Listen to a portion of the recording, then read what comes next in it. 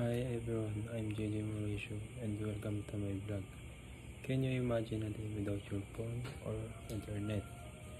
I'd write that how the powerful multimedia and ICT are they already parts of our everyday life. First, what is a multimedia? It's the combination of the text, sounds, graphic, and the video that help us to share ideas creatively when you scroll through TikTok, watch your YouTube tutorial, or design school project. That is multimedia in action.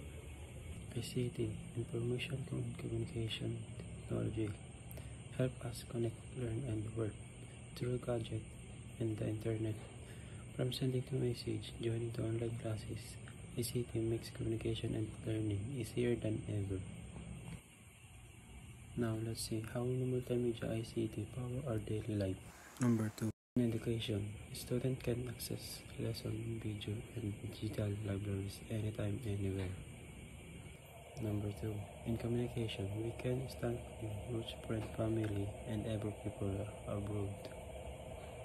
Number 3. In entertainment, we join in movies, music, and games online, all thanks to multimedia. In business, ICT allows the people to promote their products, run online to shop, and earn money from home.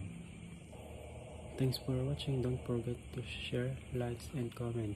What's a multimedia or ICT tools?